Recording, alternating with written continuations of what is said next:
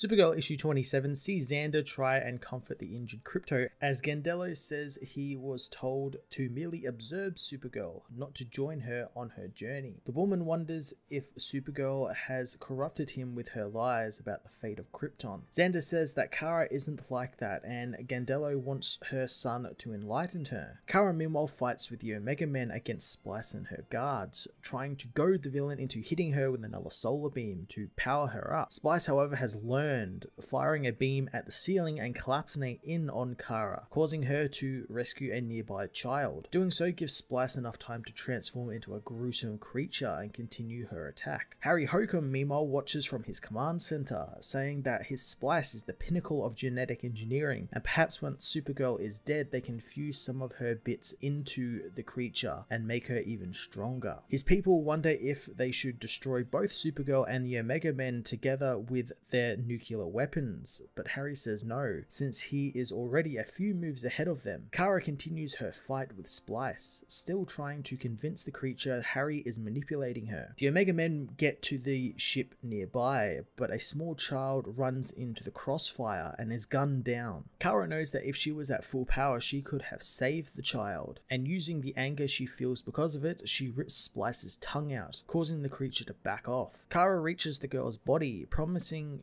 she will avenge her. Xander meanwhile tells his mother that her hatred for Kara is misguided and she is only searching for knowledge. Gandello refuses to believe that, saying all Kryptonians are master manipulators. Xander wants his mother to let him show her that Kara isn't what she thinks and it isn't her fault, but the crystalline being refuses, saying she is vermin and vermin must be killed. Xander questions if this is the same mother that raised him and that maybe she should have left him on his planet to die. Gandello flies into a rage thanks to Xander's mocking tone, but the man isn't frightened, saying his mother is wrong. Krypto soon awakens, and as Gandello beats her son for his supposed insolence, Krypto blows her arm off with his heat vision, freeing himself and knocking out the guards. Freeing Xander from her grip, they both escape. Kara meanwhile summons Rogol Zaar's axe to her, planning on using it to kill Splice. She stops herself, however, knowing she isn't their killer, as Primus arrives, sealing Splice in an energy shield and allowing himself and Kara to escape. On the way off planet, Kara spies her own ship and Xander and Krypto in it, escaping, promising to find them. With the task at hand, Kara gets to work helping the prisoners on the ship. While she realizes that she is no close to finding out why Zaar killed Krypton or who helped him, Kara meets Ryanda, brother of Starfire, who looks to help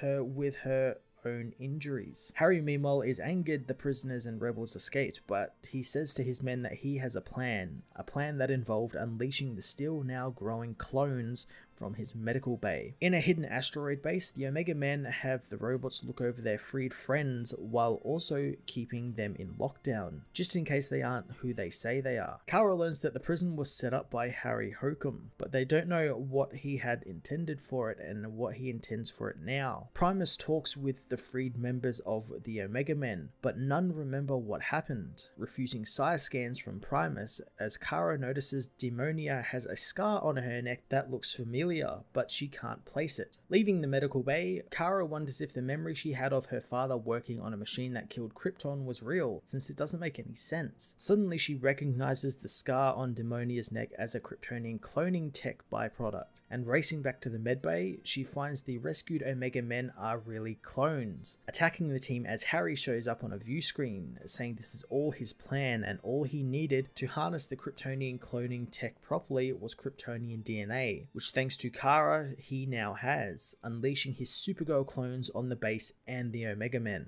Supergirl issue 27 was a fun issue filled with great space action that also revealed lots about how Harry Hokum, Gandello, Xander, and the whole Rogol Zaar conspiracy are connected. I really do like that despite the main Rogol Zaar story kind of dropping to the back, it's very much here throughout this Omega Men arc, which hopefully sets the stage for the return of these characters in some other books. Hell, I wouldn't even mind if they became a mainstay throughout this Supergirl book while she's out in space. I am looking forward to getting back on track with the Rogol Zaar storyline, but I also can't wait to see the ending of this clone arc. I'm going to give this issue an 8.5 out of 10. And Hey everyone, thanks for watching my newest video. If you enjoyed it, you might also like to check out my other reviews here on my channel. You can also follow me on various social media platforms like Twitter by searching Matt_FOS, or even join the Comic Multiverse Discord server and chat with other comic book fans, including myself and Joel from Cape Joel. Want cheap comics and trades? Head over to the book depository with the link in the description to get the cheapest trades and comics around, along with free shipping anywhere in the world. Until next time, this has been Matt of the Fortress of Solitude. Thank you so much for watching.